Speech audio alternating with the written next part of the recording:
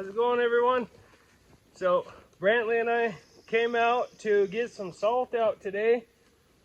We're in the spot where I picked up those big whitetail sheds. So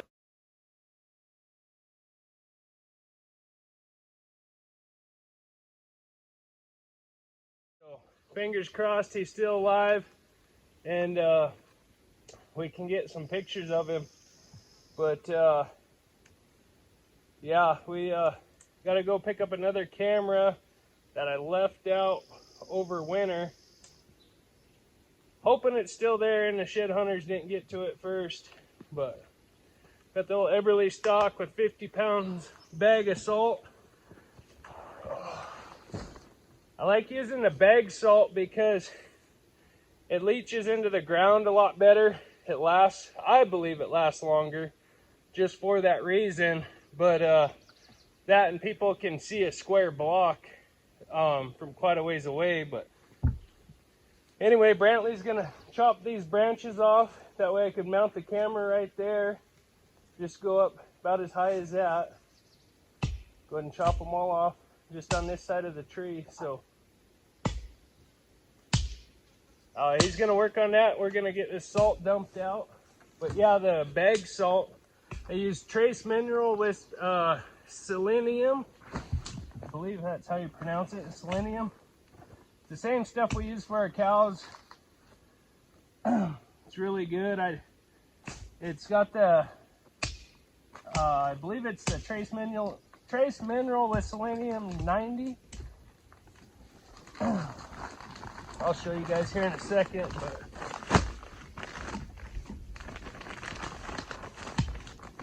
one thing I see a lot of crap out here is when people put out salt licks or deer corn. I think I found 3 bags this spring. You pack in 50 pounds, take the bag out with you. It's not that hard.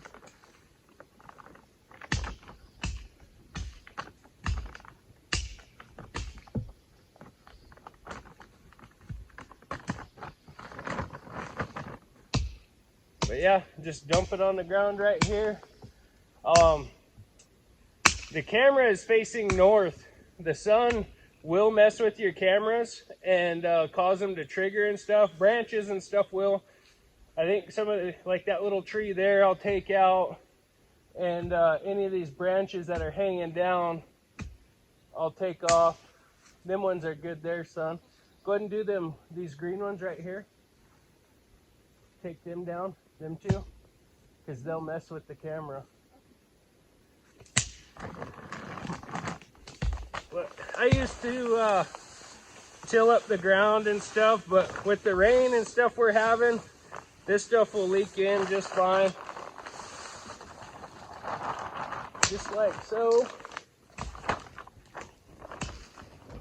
But yeah, just American Stockman trace mineral with 90, SE90 trace mineralized salt with selenium.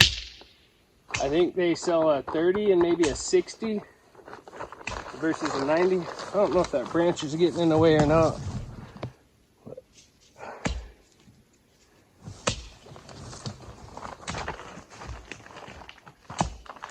See, look at that. Folds right down, you can fit it in your pocket. If you pack it in, pack it out. I don't know. Right there, size of my wallet. It's not like you're packing 50 pounds back out, right? But just laziness. Actually, it's not even being lazy. It's just pure ignorance is what it is.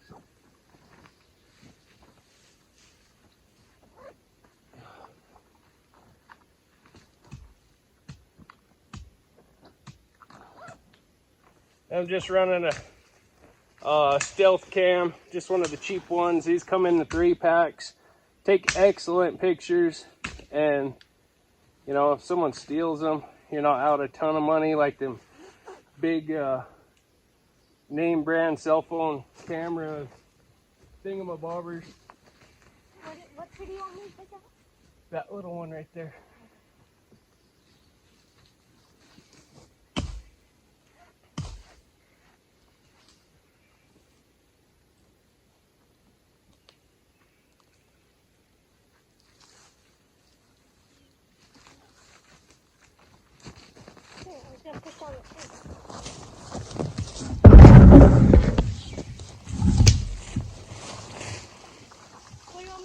tree?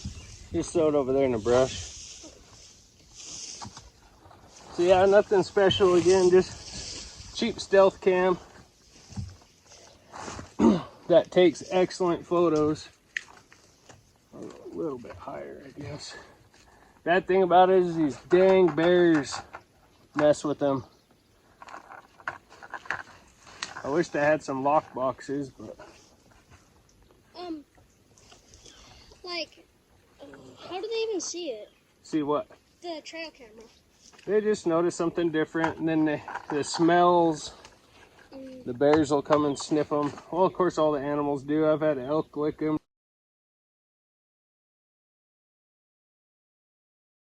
deer lick them, bears, moose, and they just come investigate and curious, something different. And then the bears find them to be a great chew toy.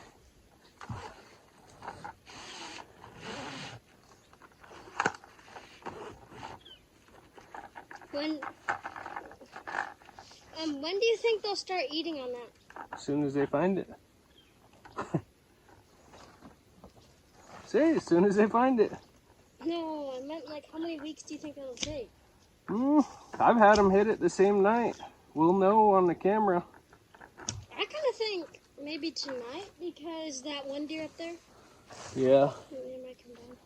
That's good right there. Cinch that down tight. Don't run your strap over your camera lens.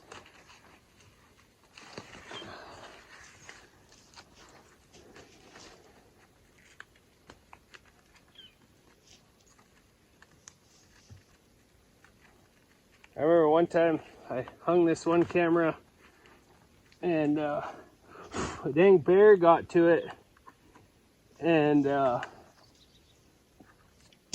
took off with it, and I never did find it after he took it. And that fall I was walk hunting. I was about 300 yards from that camera and where I had my salt lick. And make sure, there we go. I better double check that. Okay, there we go. Anyway, I found that camera about 300 yards from where I had my salt lick, and yeah, the bear chewed on it pretty good. The strap was gone, camera still worked. But yeah, just got that camera, salt, the monster. So like I was saying, you want to face your cameras away from like the sun and stuff, because the sun, if it's picking up glare, it'll really make for a crappy picture. And sometimes you only get one shot at getting a picture of a big old buck. Anyhow, that, I don't know, that might, I should angle it down just a little bit, but we'll roll with it.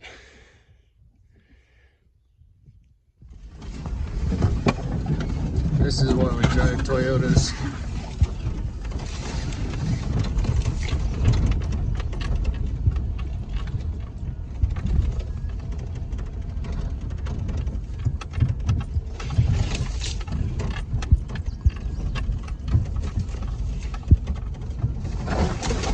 Narrow mountain roads, brushed in.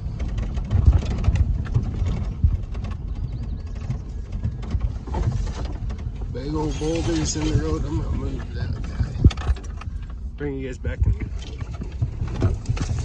But yeah, as I was saying, this is why I drive a Toyota. Own a Toyota. Plus they just get around awesome in the snow, deep snow. Real brushy roads like this.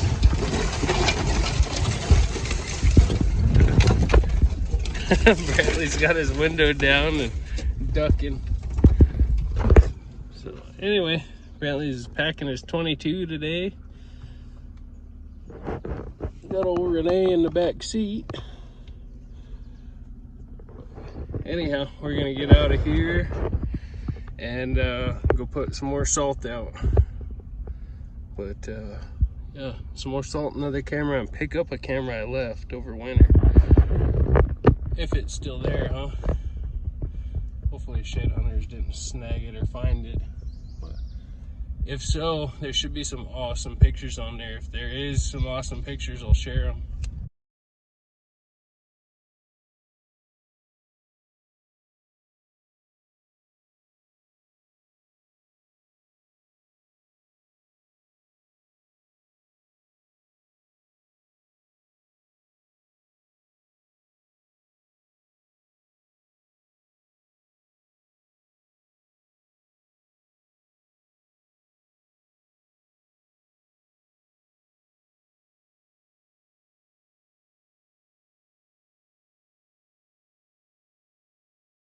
To the camera. So, you looking at me or the camera? Look at the camera. not me. Anyway, we're gonna head out. Need to get some wood too for camping this weekend. This weekend's an archery shoot. You excited? Yeah. Go camp out and do the archery shoot.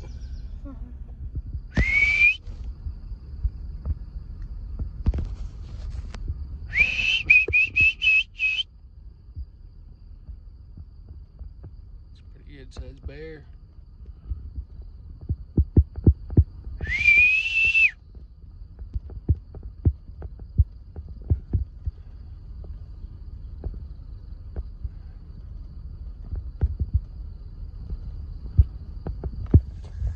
Well, I put this camera out last November. Moment of truth, and see if it's still here.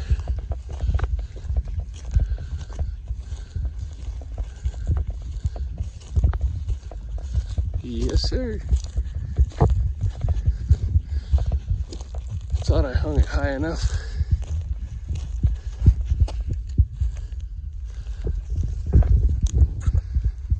Oh, I think it's still playing.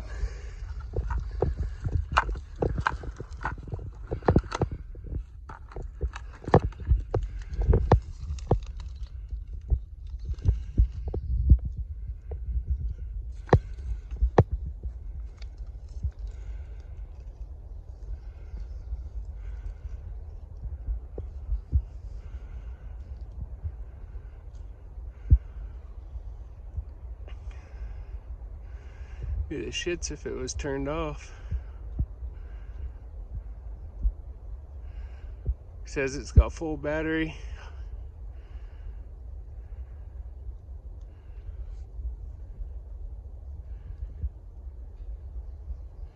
Trying to get it to 1072, 4 pictures. Walking on top of that. I was walking around. We were literally standing right here last winter. And I come over to look down over this edge, and I was standing right here, just like we've done multiple years. Last winter it was covered with snow, and I was stepping over here like this. Yeah, we were literally stepping on it. Go ahead. Holy smokes. Yep. Before any of you start with the whitetail bullshit, that is not a whitetail horn, that is a mule deer horn. Mule deers do come off the main beams when they have that 3-point genetic like that. Actually, that was the buck I was gonna try and head shoot across the canyon here. When was that? When I come through here year before last. Oh. So that was a year-old horn sitting in that sun. And that was the buck I glassed up across the canyon here. Sure, it looks like it was her. He's probably packed it quite a ways, but we might find it down over the bank there. Yeah. So You were walking on the shed last winter. that's crazy. I was walking around over here and stuff, and using Kelsey's binos. I was walking around, and the shed was right there. That's crazy. But when we come in here, it was covered up with snow. Yeah. Sweet. Didn't get skunked. Well, we're gonna get this other bag of salt out, and go swing by your uncle's and throw some air in that tire. A stick tricked us up there. We thought Yeah. it was an elkhorn. And then he walks by and he's like, crap, and he breaks it. He stomps on it. Then I walk up and I'm like, we have to break it. We started hitting it on a log. Cool, got a horn. So I'm sitting here trying to adjust this camera to get the right angle of that salt. The little wise ass over here war hoops and says, I found the other side. It's not the other side, but it's another horn. I thought it was. Heck yeah. I just saw this part right here and I walked. That's awesome, son. You lucky dog. It's chewed up a bunch, but that's fine. Heck yeah. That's sweet. Well, we're gonna finish getting this camera situated and maybe take a loop down here around the south slope of this ridge.